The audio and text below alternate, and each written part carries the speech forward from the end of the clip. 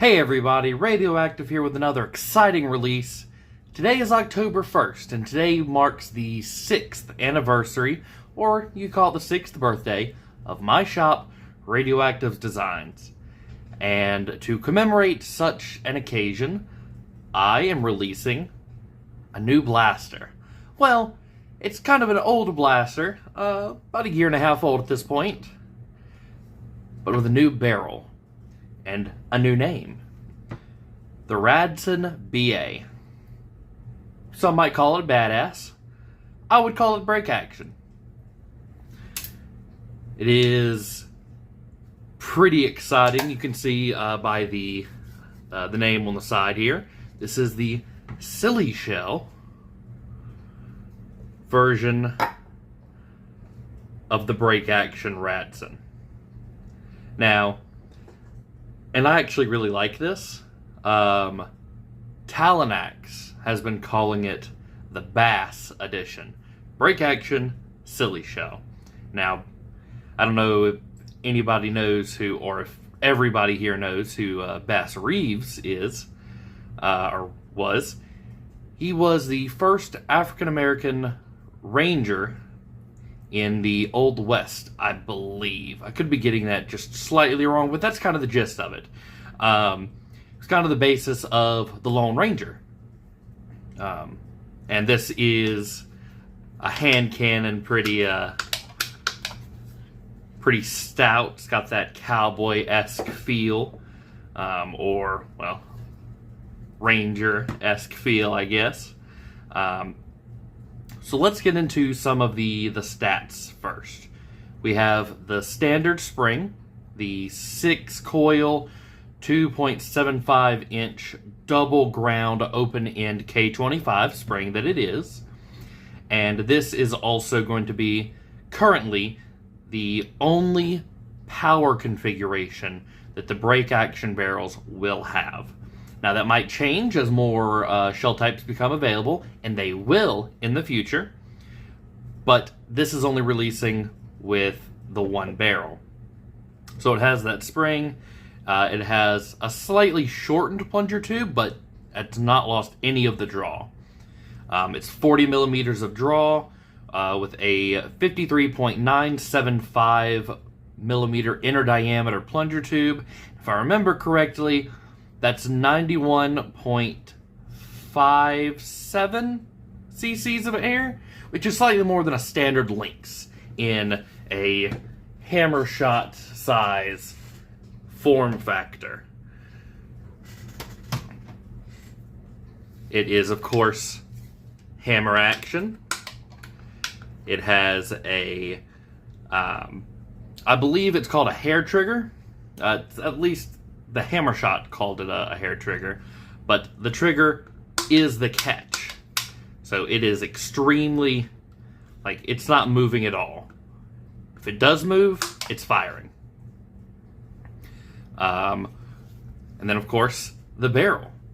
Now, if I were to do this and just put my finger over the front of the barrel, that's the kind of seal you get just from the blaster existing. Now, with the break action, if you press in a shell and fire it, you lose a little bit of that initial kick, and actually that's only because the ejection on this particular barrel is just a little bit weaker than I had intended it to be, but this is kind of a prototype. This is the prototype barrel. We also have, don't want to hit you here. I made a massive mess. Break action ejection. And now that's locked ejection. So it's not going to come out unless you hit, there's a little button under here. You gotta, that was probably off screen, huh? You gotta hit that button and it will eject. So the way this works is you press the shell in, it closes, and it actually hits the frame, allowing the shell to push back, and into this foam gasket seal here, which gives a pretty good seal. And it pulls it just slightly in front of the catch. So now, if it's opened, it just, see, it's it's pretty good. I really enjoy it. I have actually had a similar prototype to this, without the ejection, for almost a year. It's been about 10 months. I just was never happy with it. The performance with the shells, you lose about 20 FPS, going from like a standard barrel to shells, and I really feel like that's just because of how small the inlet is. It's not really a seal problem. It's the inlet. This is 12 millimeters on the inner there, and if you say that this is rounded up to 54 millimeters, that's like a 4.5 to 1 diameter difference, which is just crazy for the step over. It's not an efficient way to do airflow. You really want more like 25, 30 millimeters. And even at 25, I saw an airflow and performance increase going to a 30 for the standard MXL barrel. So yes, the normal barrel, the normal Radson XL Mega XL barrel, that'll hit a high of like 80. This hits like 60, which it's okay, I guess, but that 20 FPS decrease going to shells, there's no way around it, especially with the silly shell. Very similar decrease to 6 half darts out of an elite shell.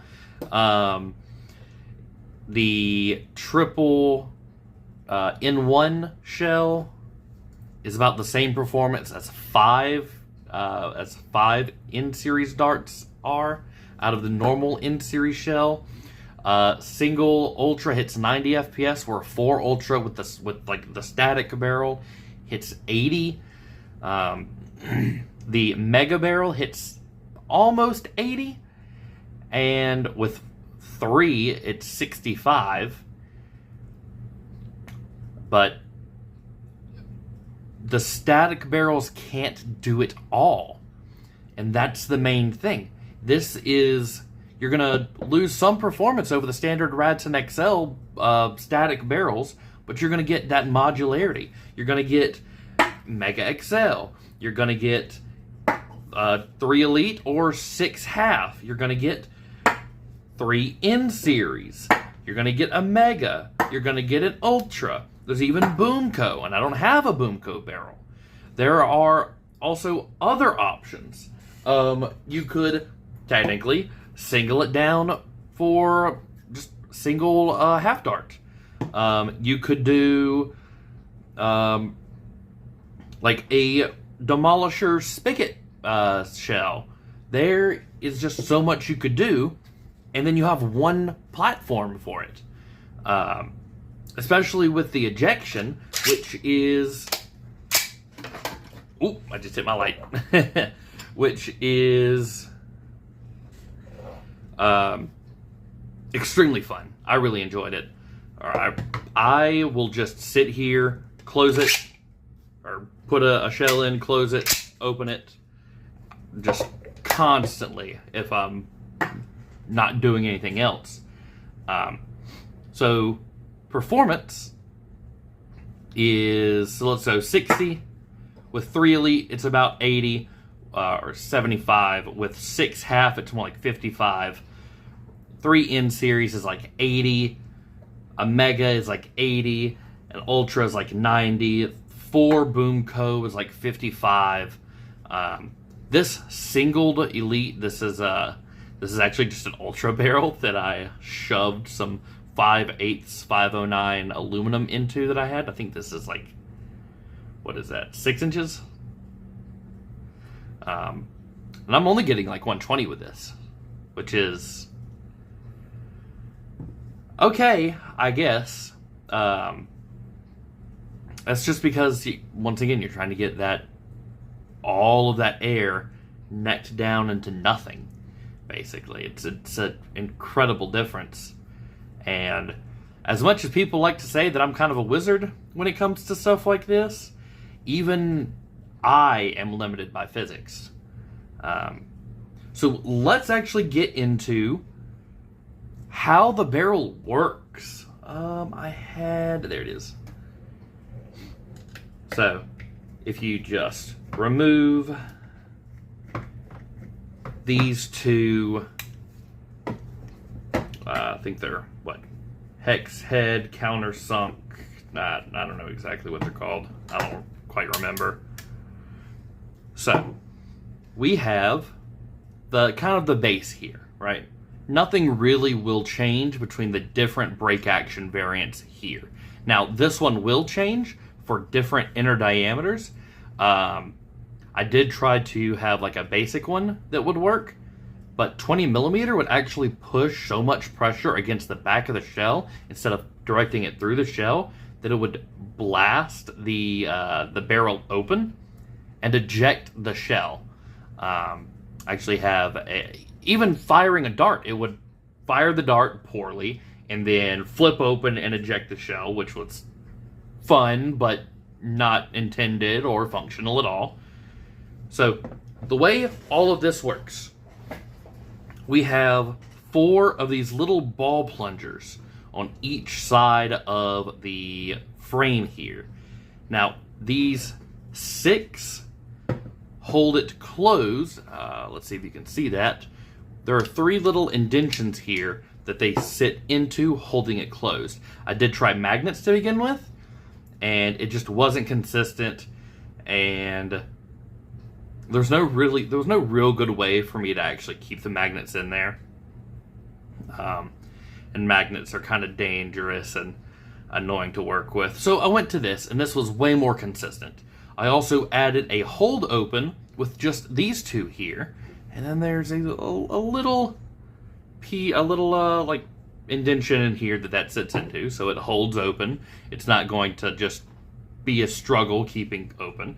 And I have a little nylon, what are they called? Standoffs? Little nylon standoff, very similar to what is in the kind of drivetrain of the blaster. And those are a little bit bigger, but this one is just to screw into, and then it kind of rotates in here. It's a very nice, consistent, smooth operation. Now let's set that off to the side. And now let's actually look at the barrel itself. Now you could, theoretically, have just a normal non-ejecting barrel in there, take off 2 screws, put the new ejecting barrel on, and it just works.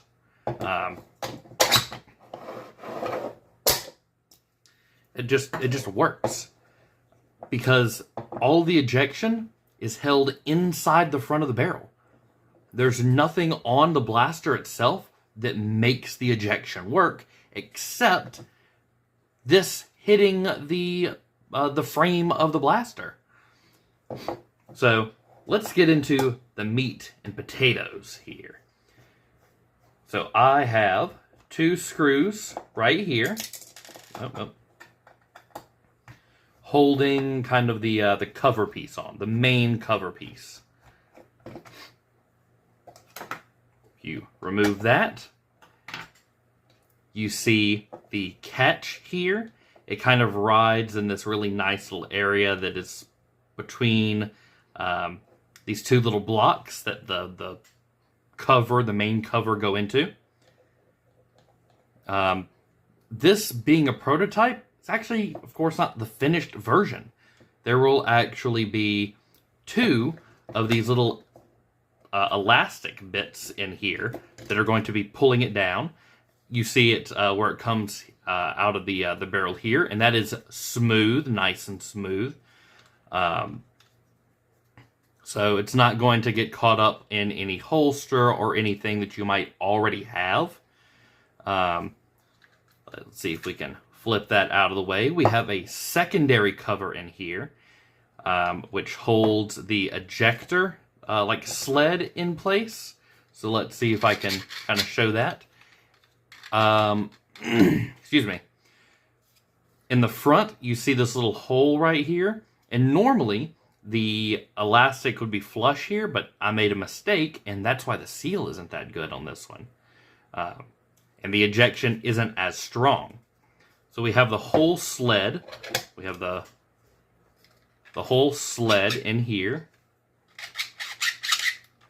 And then the elastic coming up over this little grooved wheel that redirects the elastic to the front of the barrel, allowing a lot of travel in this sled. Was actually quite an interesting conundrum. So let's I'm going to give you a little bit of story. Excuse me. So at first I had just a blank barrel. It was not ejecting. The performance being the decrease, I just wasn't happy with it. Other people were telling me, hey, that's fine.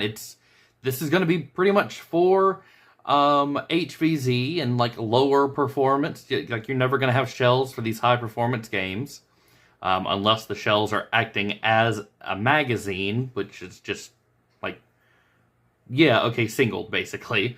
And it's, I got off track there. And I just wasn't happy with it. That's why it kind of, the project dragged along. I just wasn't happy with the performance. And then I sent the very first prototype to Boomstick Mods. He's kind of like the shell guy. He has all the shell stuff. Of course, the Breacher, the Shellfish, the Anemone, the Goblin, Wild Style, of course. He has, like, everything. So, I sent it to him, see what he thought. And he really liked it, except for the fact there was no ejection. Now, of course, I had been thinking about how would I do the ejection? How would I do it? I don't really... I'm not a very good engineer, designer when it comes to stuff like this. This is a very simple way to do the ejection, but it's also complex in its simplicity. It was difficult to figure out how to do it all and keep the same package. Keep it nice, smooth. That was like the main problem with the brake action. I didn't want an additional mechanism hanging off the side that kept the barrel in place. I didn't want to have to manually activate something as an additional step to even loading the barrel. So we talked a little bit, and he kind of went over the different ways that different blasters ejected. And in doing so, I was hit with kind of an epiphany on how to do this ejection style. Now, my first ideas were to do something very similar to kind of like how the Goblin did. But I thought the Goblin caught the shell in the barrel like how this does. Like, catches in the barrel and then ejects when it opens. And that just wasn't the case. It was a struggle getting the thing in and then closing it, and then when it would open, there was no catch in it, so it would just come out. I didn't want that. That would be finicky, it would be a struggle, and it just wasn't what I wanted my blaster to be. Now, I don't know exactly what is in Boomstick's video, but I do know that he has one out probably right now. He, as part of this conversation we had, he showed me a kind of quick demonstration on the reloading aspect of each blaster side by side. I believe he had the Anemone. I don't think it was it the Wild Style? It might have just been the Anemone, the Goblin, and then the Radson. Now the Anemone, in its original form with no ejection, was miles ahead of both my blaster and the Goblin. The Goblin was difficult to actually reload the shell into the barrel and close it. That's kind of where he got caught up, as I recall. And the Radson was... he was actually doing something really interesting where he hit the barrel so hard that the shell, with its momentum, was just knocked out of the barrel, and that's how he was reloading it. With this one, and I have the very first time I tried to quick reload, it was about the exact same time that the Anemone took. Because I was opening and priming the blaster at the same time, loading the shell, closing, and then I was able to fire. Let's put all this back together. And it was kind of at that point that I was like, okay, to really set this apart, I'm going to have to do something special, of course. Not even just the fact that, yeah, you can one-hand it if you want to. It's the only one-hand silly shell blaster that exists, I believe. Actually, there's the Grayson, but that is like an old Samson or Yeehaw, actually, I think, that is converted with a wild style front, so it's kind of the worst of both worlds. It's not a bad idea, but of course that wasn't what I wanted to do. I wanted to keep it nice, sleek, svelte.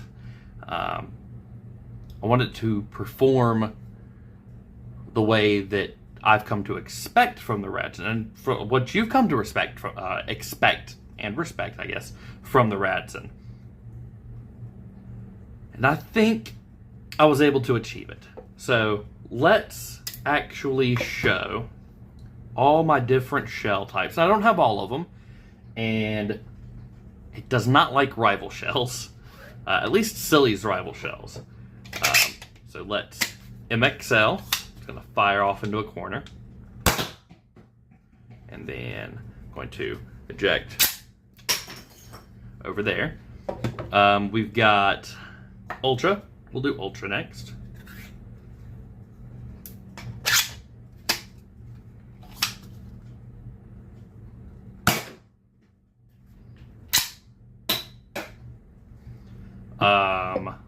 We're not going to do this one. It will eject this, actually, which is really interesting.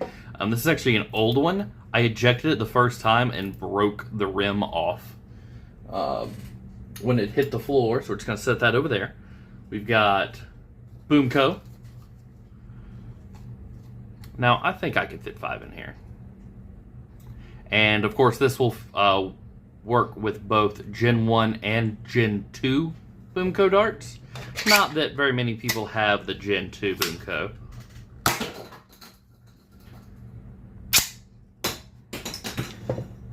We have, of course, show it off again, the blank shell just to check the seal. We have Mega Darts. Now, all of Silly's shells are actually very tight in the barrel, I've come to realize.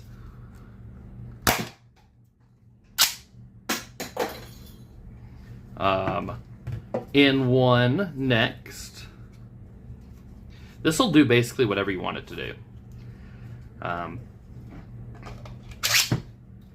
I don't usually mess with shells, so I don't have like a loadout or anything to work with it.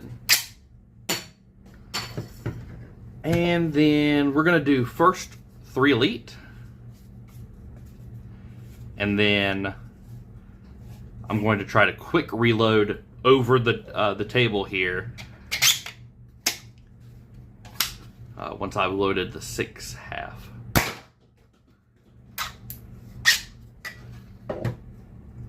So let's reload the 6.5. So yes, there will be just one power configuration, and that's because with the airflow restriction into the back of the shells, a 12 coil K25 isn't going to be a big performance boost, and it's just going to make it way harder to prime. I might consider, especially for accessibility reasons, a slightly less, so it would be the HVZ spec. It would be less pre-compression.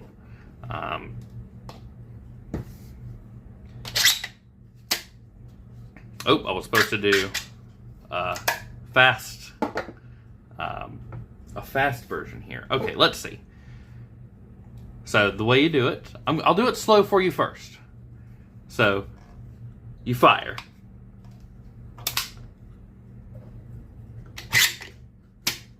And then you fire.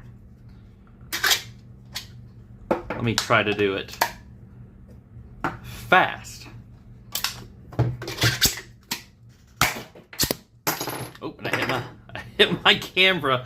Y'all are gonna have motion sickness by the end of this. So it is pretty quick, especially because you could do that at the same time. Somebody who saw one of the initial versions, especially me doing the quick reload thing. Oh, I might have really hit that. They saw that. Oh, I thought my camera was about to fall. Sorry. They thought that it primed on the brake because of just how smooth everything was. Now let's get into the kind of the meat and potatoes, right? One version currently. We have the stock configuration, standard configuration, basic, whatever you want to call it. I call it the stock, and now you hear my dogs. Hold on. Alright, so let's get into the meat and potatoes of this blaster, right? This is the only power configuration that I'm currently offering, except perhaps on request for accessibility reasons. Adding more spring isn't going to increase the power out of these shells. Not enough to be worth the difficulty and prime. And potentially consistency issues. I may reduce the power a little bit for, of course, for accessibility reasons, but it's not going to be something that I offer up front. You'll have to ask for it. This is the only barrel that I currently offer. If people want no ejection for some reason, I might be able to do that for you. And that could be an option later on. Currently, this is the only barrel.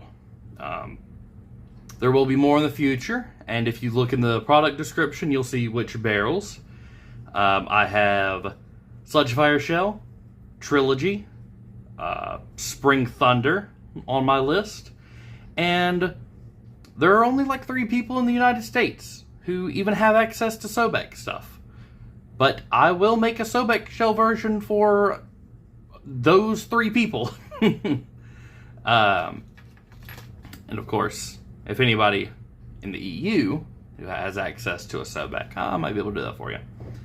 The price is $120. Now that's the same as the B-car barrel. This does require a little bit more, well, a lot more hardware, and pretty expensive hardware at that. Each one of these little guys is like $1. That nylon standoff is also expensive. There's a few more screws, and that's like whatever. There's a little bit more elastic, and that's like cents. But the hardware requirement has increased. There's some more custom, so I gotta cut the plunger tube differently. The barrel itself does require a little bit more manpower and testing to get it perfect.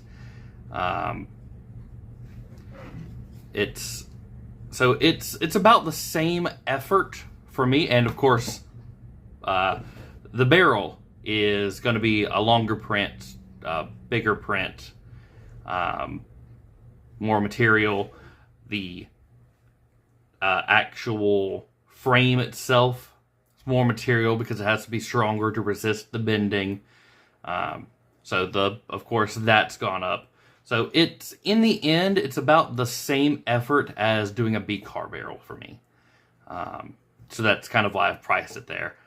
I have 10 blasters in stock currently. Well, 10 commission, like, slots, whatever. Currently. Now, that could increase, that could decrease, depending on popularity. The last time I did one of these, I had it set at 5, and then like a 2-month potential wait time. Like a 1 to 2 month kind of product delivery expectation. This is going to be 10, because I believe I could do 10. And that same kind of deadline. 1 to 2 months. Now, as time goes on, that could decrease. I get reduced number of orders. That wait time will go down, possibly a month, like what the Radson XL is. You could see, as I get more used to doing this, and I find tips and tricks and stuff to put these together faster, better, price could go down. So it's just one of those things. But this fits in a slot in your loadout that nothing else really does at this point. Everything else kind of requires 2 hands. Now, this does require 2 hands to reload, but this is kind of a modular. Okay, I keep this on my side. I'm using a proton pack or something, right? I'm using something high rate of fire, half dart, and here comes a red vest medium zombie. I need mega for it, or socks, or a here comes a blue vest. I need mega XL for it, or hey, I want this to do a little bit of everything. Maybe I need a shotgun blast. Maybe I need demolisher rockets for some reason. Maybe I want to do a power shot build at Mall Mutation Madness. Of course it's one hand, and that's kind of like the main draw over the other things. It's fitting so many gimmicks together as well. Pistol form factor, hammer prime, break action, shell, ejection. It's got so much going on in such a svelte. It's almost elegant in its simplicity. I feel like I'm kind of going on, but you know what? Don't just take my word for it, right? Don't just take my word for it. There are 2 other videos out. Sorry for that interruption. As I was saying, don't just take my word for it. You know, I'm getting more and more in love with this blaster as I use it. The ejection is really, really nice. But, of course, I'm the designer, right? I'm going to be biased towards my own creation. In some ways. In other ways, I could be pretty hard on it. But that's just the way that some designers are, or most designers are, even. So you do have 2 other people to go watch right now. We released these 3 videos all at the same time. You have Boomstick Mods and his Let's Talk About series, and in fact, you could probably expect another video later on down the line, once he has gotten enough experience with the blaster on the field. You also have Talon X Armory, who has gameplay in his video. He, in his, his What's in the Box series. So, you should go and watch them as well if you're interested in the platform. I don't really know what else to say here, right? We've gone on for about 30 minutes, and I feel like I'm kind of repeating myself. I kind of get to rambling at the end of these kinds of videos, because I just don't know what else to say. I always feel like I'm forgetting something, right? Of course, the links are going to be in the description. If you're still here 30 minutes later into this video, you like watching me. If you're not already subscribed, you should probably subscribe. There's going to be so much more happening, especially this month. If there's not a sale going on right now, there's going to be a sale at probably next week. Actually, you know what? I will do a sale right now. Screw it. I don't care. This is Radioactive Design's 6th birthday. Gosh, it's been a long time, I feel like. I've seen a lot of things happen in my time as a shopkeep, as a designer. Well, keep on the lookout, you know? Leave a comment. What do you think about this? Check out my Etsy, follow it. There's going to be more break action variants. I, of course, did the most current shell version here. I think you're all going to like it a lot. I think that's all I have to say. I am Radioactive, and I hope you have a great day.